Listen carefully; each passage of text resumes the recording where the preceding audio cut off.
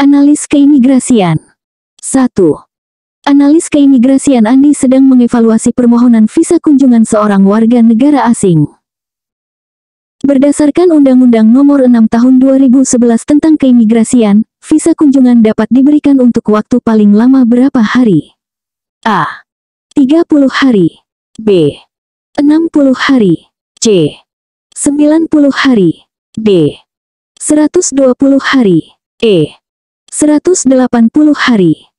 Jawaban yang tepat dari soal di atas adalah B.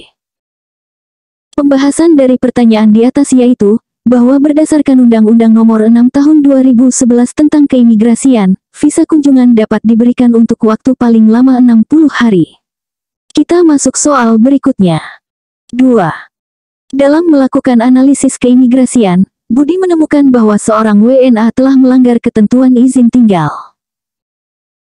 Menurut Peraturan Pemerintah Nomor 48 Tahun 2021, tindakan administratif keimigrasian yang dapat dikenakan terhadap orang asing yang melanggar peraturan perundang-undangan di bidang keimigrasian adalah A. Pencabutan izin tinggal. B. Pengenaan biaya beban. C. Pembatasan, perubahan, atau pembatalan izin tinggal. D. Larangan untuk berada di satu atau beberapa tempat tertentu di wilayah Indonesia. E. Semua jawaban di atas. Jawaban yang tepat dari soal di atas adalah C. Pembahasan dari pertanyaan di atas yaitu, bahwa PP Nomor 48 Tahun 2021 menyebutkan bahwa pembatasan, perubahan, atau pembatalan izin tinggal merupakan salah satu tindakan administratif keimigrasian yang dapat dikenakan. Kita masuk soal berikutnya. 3. Analis keimigrasian Citra sedang meneliti kasus perdagangan manusia lintas negara. Berdasarkan Undang-Undang Nomor 6 Tahun 2011, siapakah yang berwenang melakukan penyidikan tindak pidana keimigrasian? A. Penyidik Kepolisian Republik Indonesia. B. Penyidik Pegawai Negeri Sipil Keimigrasian. C. Jaksa Penuntut Umum. D. Hakim Pengadilan Negeri. E. Petugas imigrasi di tempat pemeriksaan imigrasi. Jawaban yang tepat dari soal di atas adalah B. Pembahasan dari pertanyaan di atas yaitu, bahwa Undang-Undang Nomor 6 Tahun 2011 menetapkan bahwa penyidik pegawai negeri sipil keimigrasian berwenang melakukan penyidikan tindak pidana keimigrasian. Kita masuk soal berikutnya. 4. Dani, seorang analis keimigrasian, sedang mengkaji kasus seorang WNA yang diduga terlibat dalam kegiatan terorisme. Berdasarkan Peraturan Menteri Hukum dan HAM Nomor 29 Tahun 2021, apa tindakan yang dapat diambil terhadap WNA tersebut? A. Memberikan izin tinggal khusus. B. Mendeportasi secara langsung. C. Memasukkan dalam daftar penangkalan. D. Memberikan amnesti keimigrasian. E. Memperpanjang masa tinggal untuk investigasi. Jawaban yang tepat dari soal di atas adalah C. Pembahasan dari pertanyaan di atas yaitu, bahwa Permenkumham Nomor 29 Tahun 2021 mengatur bahwa WNA yang diduga terlibat dalam kegiatan terorisme dapat dimasukkan ke dalam daftar penangkalan. Kita masuk soal berikutnya. 5. Analis keimigrasian Eva sedang mengevaluasi sistem penerbitan paspor elektronik. Berdasarkan Peraturan Menteri Hukum dan HAM Nomor 8 Tahun 2014, berapa lama masa berlaku paspor elektronik untuk WNI? A. 3 tahun. B. 4 tahun. C.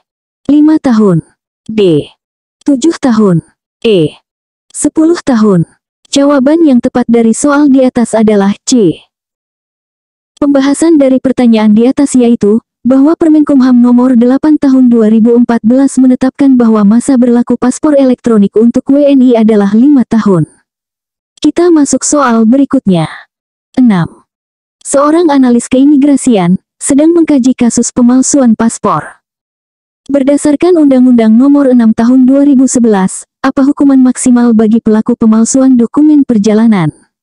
A. Pidana penjara paling lama 3 tahun. B. Pidana penjara paling lama 5 tahun. C. Pidana penjara paling lama 7 tahun. D. Pidana penjara paling lama 10 tahun. E. Pidana penjara paling lama 15 tahun. Jawaban yang tepat dari soal di atas adalah C. Pembahasan dari pertanyaan di atas yaitu, bahwa Undang-Undang Nomor 6 Tahun 2011 menetapkan bahwa pelaku pemalsuan dokumen perjalanan dapat dikenai pidana penjara paling lama 7 tahun. Kita masuk soal berikutnya. 7. Analis keimigrasian Gita sedang meneliti prosedur penanganan pencari suaka. Berdasarkan Peraturan Presiden Nomor 125 Tahun 2016, siapa yang berwenang menentukan status pengungsi? A. Direktorat Jenderal Imigrasi. B. Kementerian Luar Negeri. C. UNHCR atau United Nations High Commissioner for Refugees. D. Menteri Hukum dan HAM. E. Kepolisian Republik Indonesia. Jawaban yang tepat dari soal di atas adalah A. Pembahasan dari pertanyaan di atas yaitu, bahwa Perpres Nomor 125 Tahun 2016 menetapkan bahwa Direktorat Jenderal Imigrasi berwenang menentukan status pengungsi di Indonesia. Kita masuk soal berikutnya. 8. Hadi, analis keimigrasian, sedang mengkaji implementasi kebijakan bebas visa kunjungan. Berdasarkan Peraturan Presiden Nomor 21 Tahun 2016, berapa jumlah negara yang mendapatkan fasilitas bebas visa kunjungan? A. 130 negara. B. 150 negara. C. 169 negara. D. 180 negara. E. 190 negara. Jawaban yang tepat dari soal di atas adalah C. Pembahasan dari pertanyaan di atas yaitu, bahwa Perpres Nomor 21 Tahun 2016 menetapkan bahwa fasilitas bebas visa kunjungan diberikan kepada 169 negara. Kita masuk soal berikutnya. 9. Analis keimigrasian INA sedang mengevaluasi prosedur deportasi. Menurut Peraturan Menteri Hukum dan HAM Nomor 29 Tahun 2021, dalam hal orang asing yang dikenai tindakan administratif keimigrasian berupa deportasi tidak dapat ditempatkan di rumah detensi imigrasi, di mana orang asing tersebut dapat ditempatkan. A. Kantor imigrasi terdekat. B. Rumah sakit. C. Tempat lain yang dianggap layak. D. Kantor polisi setempat. E. Perwakilan diplomatik negara asal. Jawaban yang tepat dari soal di atas adalah C.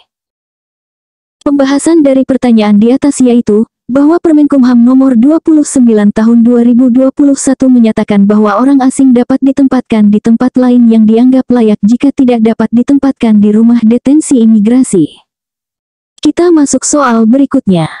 10. Seorang analis keimigrasian sedang mengkaji prosedur penerbitan surat perjalanan laksana paspor untuk orang asing atau SPLP. Berdasarkan Peraturan Menteri Hukum dan HAM Nomor 8 Tahun 2014, berapa lama masa berlaku SPLP? A. 14 hari. B. 30 hari. C. 60 hari. D. 90 hari. E. 180 hari. Jawaban yang tepat dari soal di atas adalah A. Pembahasan dari pertanyaan di atas yaitu, bahwa Permenkumham Nomor 8 Tahun 2014 menetapkan bahwa masa berlaku SPLP adalah 14 hari sejak tanggal diterbitkan. Kita masuk soal berikutnya. 11. Analis keimigrasian Kartika sedang menganalisis kasus penyelundupan manusia. Berdasarkan Undang-Undang Nomor 6 Tahun 2011, apa hukuman maksimal bagi pelaku tindak pidana penyelundupan manusia? A. Pidana penjara paling lama 5 tahun. B. Pidana penjara paling lama 7 tahun. C. Pidana penjara paling lama 10 tahun. D. Pidana penjara paling lama 15 tahun. E. Pidana penjara paling lama 20 tahun.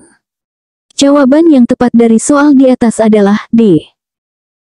Pembahasan dari pertanyaan di atas yaitu, bahwa Undang-Undang Nomor 6 Tahun 2011 menetapkan bahwa pelaku tindak pidana penyelundupan manusia dapat dikenai pidana penjara paling lama 15 tahun. Kita masuk soal berikutnya. 12. Leni, analis keimigrasian, sedang mengevaluasi prosedur penerbitan Kartu Perjalanan Pebisnis Asia Pacific Economic Cooperation atau KPPA-PEC.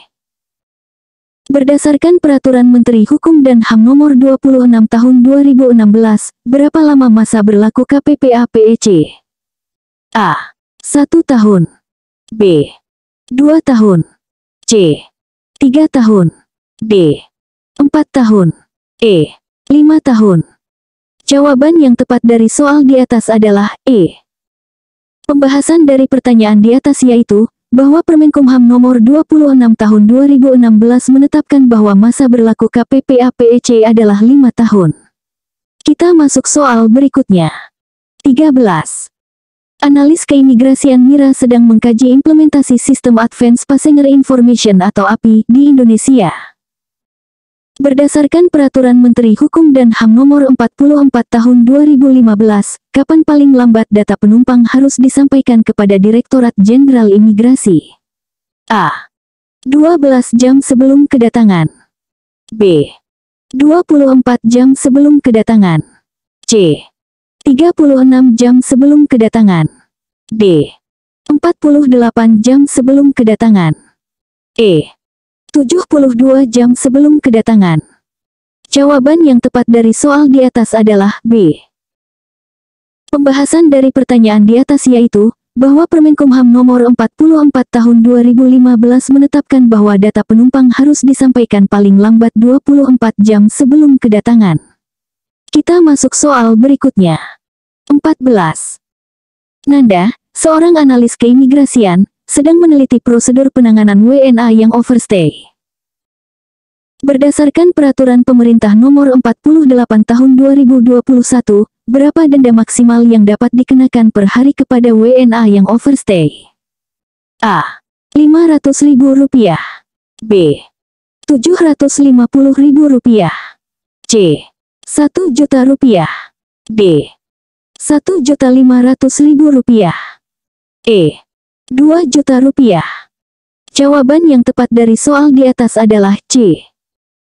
Pembahasan dari pertanyaan di atas yaitu, bahwa PP Nomor 48 Tahun 2021 menetapkan bahwa denda maksimal yang dapat dikenakan kepada WNA yang overstay adalah Rp1.000.000 per hari.